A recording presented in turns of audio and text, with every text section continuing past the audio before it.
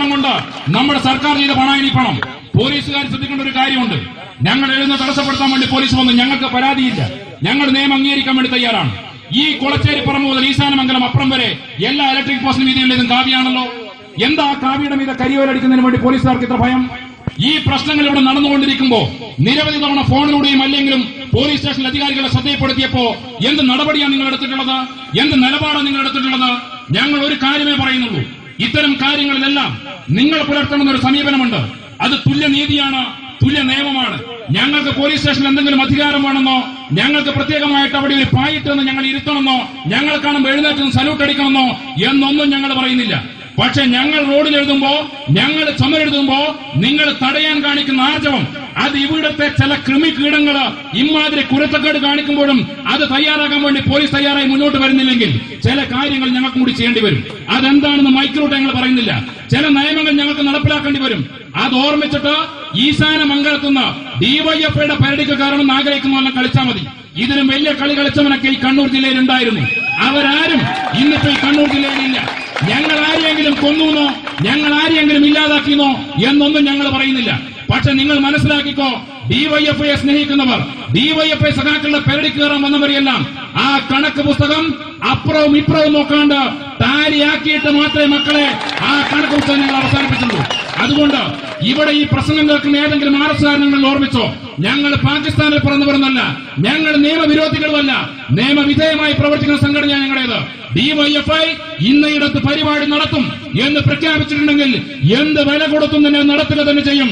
അതിന് മക്കളെ, നിങ്ങൾ അപ്പൂപ്പന്മാർ വന്ന് 16 തവണ നിന്നെയൊക്കെ ഉണ്ടാക്കിയാലും ഡിവൈഎഫ്ഐയുടെ പ്രവർത്തനത്തെ തടയാൻ നിങ്ങളെ കൊണ്ടാവില്ല എന്ന് വെല്ലുവിളിച്ചുകൊണ്ട് പറയാൻ ഞാൻ ആഗ്രഹിക്കുന്നത്. പിന്നെ ഈ കുതിരകയറ്റൊന്നും ചിലയാളെടുത്ത് കാണുന്നില്ലല്ലോ. നമ്മുടെ ചില അമ്പലത്തിൽ പോയി വരുന്ന സഖാക്കളെ വിളിച്ചു ചേർത്തിട്ട് ഞങ്ങൾ NDF-നെതിരാ, നിങ്ങൾ വാ എന്ന് പറഞ്ഞ് കൂട്ടിപ്പിടിച്ച് നടത്താൻ നോക്കുന്നുണ്ടല്ലോ നിങ്ങൾ. ഏത് NDF-നാണോ നിങ്ങളെതിര്? വാസുമാഷി പോയിരുന്ന് പ്രസംഗിച്ച് പോയിട്ടുണ്ടല്ലോ. സുധീഷ് മിനി കഴിഞ്ഞ ആഴ്ച വന്നിട്ട് ഞങ്ങളടുത്ത് പ്രസംഗിച്ച് പോയിട്ടുണ്ട്. ഞാൻ ഇപ്പോഴും വെല്ലുവിളിച്ച് ചോദിക്കുക, ഞങ്ങളുടെയൊക്കെ ഒരു സുഹൃത്തുണ്ടായിരുന്നു, ABVP-യിൽ പ്രവർത്തിച്ചിരുന്ന ഒരു സുഹൃത്ത്. എന്താ പേരെന്ന് പറയാം നിങ്ങൾക്ക്? അശ്വിനി കുമാർ. അശ്വിനി കുമാറിനെ കൊലപ്പെടുത്തിയതിന് പകരമായി ഈ നാട്ടിലെ മുഴുവൻ മുസൽമാന്മാരുടെയും തലയും എടുക്കുമെന്ന് പ്രഖ്യാപിച്ചിട്ടുള്ള തില്ലങ്കേരിയിൽ ഒരു നേതാവില്ലേ? നിങ്ങൾ ആരെയെങ്കിലും കൊല്ലണമെന്നോ കലാപുണ്ടാക്കണമെന്നോ എന്നൊന്നും ഞങ്ങൾ പറയുന്നില്ല. പക്ഷേ ഗൾഫിൽ നിന്നൊരു ഇന്റർനെറ്റ് കോള് വന്നപ്പോ നാട്ടുഭാഷയെ പറഞ്ഞാൽ ഏറുകൊണ്ട കൊടിയെന്നായി ഓടി ഒളിക്കുന്ന പോലെ ഓടി ഒളിച്ചിട്ടുള്ള നിങ്ങള് എന്തടിസ്ഥാനത്തിലാണോ ഡിവൈഎഫ്ഐയുടെ പേര് കയറാൻ വരുന്നത്? സുധീഷ് മിന്നി പറഞ്ഞത് കോടികൾ മറഞ്ഞു എന്നാ. ഏതൊരു കച്ചവടത്തില്? അശ്വിനി കുമാറിനെ കൊലപ്പെടുത്തിയ കച്ചവടത്തില്.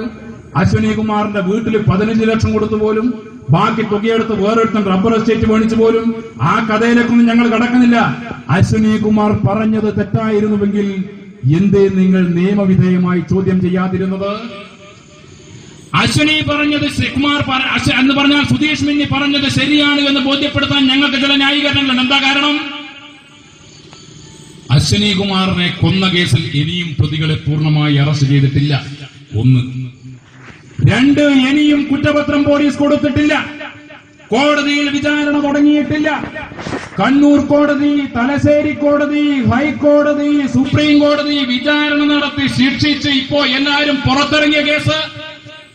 ആ കേസ് CBI അന്വേഷിക്കണമെന്ന് പറഞ്ഞിട്ട് വായുമ്പോൾ നിലവിളിക്കുന്ന നിങ്ങൾ എന്തേ അശ്വിനി കുമാറിന്റെ ഇനിയും പ്രതികളെ പിടിക്കാത്ത കേസിന് വേണ്ടിയിട്ട് CBI-യെ വിളിക്കാത്തത്? അത് വിളിച്ചാൽ മറഞ്ഞ കോടികൾ, ലക്ഷങ്ങൾ, റബ്ബർ എസ്റ്റേറ്റ് എല്ലാം പുറത്തു വരുമെന്നുമുള്ള ഭയം തന്നെ. 2ാമത് സച്ചിൻ ഗോപാൽ. ഇവിടെ അടുത്ത ഈ കടവ്, പുല്ലൂപ്പി കടവ് കടന്നാൽ നമുക്ക് കാണാം ഏത് സച്ചിന്റെ ബോർഡ്. എവിടുന്നാ കൊന്നത്? പള്ളിക്കുന്ന് സ്കൂളിന് മുന്നിൽ. ആരാ കൊന്നത്? NDF കൊന്നത്. എന്തിനാ കൊന്നത്? ABVP-നെ മെമ്പർഷിപ്പ് മുറിക്കാൻ വേണ്ടി പോയ കുറ്റത്തിനാ കൊന്നത്. എത്ര പേരാ കേസിനകത്ത്? 7 പേർ. 6 പേർ ബൈക്കിൽ സഞ്ചരിച്ചവർ, ഒരാൾ ബൈക്ക് തരപ്പെടുത്തി കൊടുത്തവൻ, അങ്ങനെ 7 പേർ. എത്ര പേരെ അറസ്റ്റ് ചെയ്തത്? 3 പേരെ. ബൈക്ക് ഓടിച്ച 3 പേർ പിടികിട്ടിയില്ല. ഗൂഢാലോചന നടത്തിയ ഒരാൾ പിടികിട്ടിയില്ല.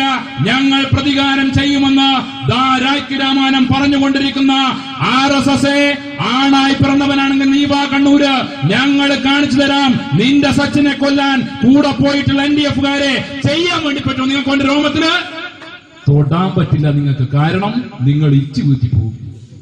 ഡിവൈഎഫ്ഐക്കാരന്റെ പേരടിക്ക് കയറാൻ വരുന്ന ഈ RS-കാരൻ നോക്കിക്കോ, ഇച്ചു കുത്തിപ്പോ നിങ്ങൾക്ക് ഇതുപോലെ മൈക്ക് കിട്ടിയാൽ പറയാൻ വേണ്ടി പറ്റും ഞങ്ങൾ NDF-നെതിര്. ഏത് NDF-നാണോ നിങ്ങളെതിര്? വാസുമാഷ് ഇപ്പൊ പ്രസംഗിച്ചല്ലോ, അതുപോലൊരു ശ്രീധരൻ പിള്ളയുണ്ട്, ഓർമ്മയുണ്ടോ? BJP-യുടെ പഴയ കേരള പ്രസിഡന്റ് ശ്രീധരൻ പിള്ള ഓർമ്മയുണ്ടോ? അയാൾ ഒരു പുസ്തകം എഴുതിയിട്ടുണ്ട്. BJP-ക്കാരാ പുസ്തകം വായിക്കുന്നവൻ RSS ആവരാൻ നമുക്കറിയാം. എന്നാലും നമ്മൾ ഉപദേശിക്കാം, നീ പോയിട്ട് അതൊന്ന് വാങ്ങി വായിക്ക്. ആ പുസ്തകം നീ വാങ്ങി വായിച്ച് 6-ാമത്തെ അധ്യായത്തിന്റെ പേര് നീ നോക്ക്. അതിന്റെ പേര് സ്നേഹത്തിന്റെ നറുനിലാവ് എന്നാണ്. പുസ്തകം പ്രസിദ്ധീകരിച്ച കേസരി പബ്ലിക്കേഷൻ അല്ല, പ്രസിദ്ധീകരിച്ചത് കോൺഗ്രസിന്റെ പ്രിയദർശിനി പബ്ലിക്കേഷൻ. അത് ലിങ്ക് അതവിടെ നിൽക്കട്ടെ. ആരാ സ്നേഹത്തിന്റെ നറുനിലാവ്? KG മാരാർജി അല്ല. ലോഹപുരുഷൻ ലാൽ കൃഷ്ണ അദ്വാൻജി അതല്ല. അടൽ ബിഹാരി വാജ്പേയി ജി അതുമല്ല. എന്നാ മോഡിജി അതുമല്ല. പിന്നെ ആരാ? അത് മറ്റാരുമല്ല, മാറാട് കേസ് അട്ടിമറിക്കാൻ കൂടെ നിന്നവരൊന്നും നിങ്ങൾ പറഞ്ഞുകൊണ്ടിരിക്കണം പാണക്കാട്ടെ തങ്ങള്. NDF-നെതിരാണ്, മാപ്പിളാർക്കെതിരാണെന്ന് പറയുമ്പോ മുട്ടം വടിയെടുത്ത് തുള്ളിക്കളിക്കുന്ന ഇവിടുത്തെ തവള കുഞ്ഞുങ്ങൾ ഓർത്തോ, നിങ്ങൾ പൊട്ടക്കണത്തിലെ മാക്രികളാ. അവിടെ നിങ്ങളുടെ നേതാക്കന്മാർ NDF-ന്റെ അടുത്ത് കാശ് വാങ്ങുക, നിങ്ങൾ ഒറ്റുകൊടുക്കുക, അങ്ങനെ നാട്ടിൽ വർഗീയത ഉണ്ടാക്കുക. എന്തിനാ വർഗീയത ഉണ്ടാക്കുന്നത്? ഇവിടെ വിലക്കയറ്റമുണ്ട്, ഇവിടെ അഴിമതിയുണ്ട്, ഇവിടെ തൊഴിലില്ലായ്മയുണ്ട്, ഇവിടെ കൃഷിക്കാരൻ ആത്മഹത്യ ചെയ്യുന്നുണ്ട്. അതിനെപ്പറ്റി ആരും മിണ്ടരുത്. അതാണ് നിങ്ങളുടെ ആശയം. വിലക്കയറ്റം പറയാൻ വേണ്ടി ഒരു വീട്ടിൽ സ്കൂളിൽ പോകുമ്പോ അയാളുടെ മനസ്സുരുകുക. എന്തിനാ ഉരുകുന്നത്? എന്റെ പ്രായപൂർത്തി പോലും ആകാത്ത മകളെ പിച്ചു ചിന്തി അയൽപക്കത്തെ ഹൈന്ദവൻ, അയൽപക്കത്തെ മുസൽമാൻ, അയൽപക്കത്തെ ക്രൈസ്തവൻ, അവനെ ഇല്ലാണ്ടാക്കാൻ എടിയിൽ കത്തിയുമായി നടക്കുന്നവന്റെ മനസ്സിൽ എങ്ങനെ വരാനാ വിലക്കയറ്റം? എങ്ങനെ വരാനാ തൊഴിലില്ലായ്മ? എങ്ങനെ വരാനാ കൃഷിക്കാരന്റെ ആത്മഹത്യ? അത് വരില്ല എന്ന് പണ്ട് ബ്രിട്ടീഷുകാരൻ ചിന്തിച്ചതുപോലെ ഇവൻ ചിന്തിക്കുക. അതിനുവേണ്ടിയാണ് നമ്മളെ തമ്മിലടിപ്പിക്കുന്നത്. ആ കാര്യം, ആ ശാസ്ത്രം മനസ്സിലാക്കാൻ ചേലേരിയിലെ RS-കാർ തയ്യാറാകണം. അതുകൊണ്ട് ജനവിരുദ്ധ നയങ്ങൾക്കെതിരായി യോജിച്ച പോരാട്ടമാണ് നടത്തേണ്ടത്. ആ പോരാട്ടം നടത്താൻ നിങ്ങളും വരണം.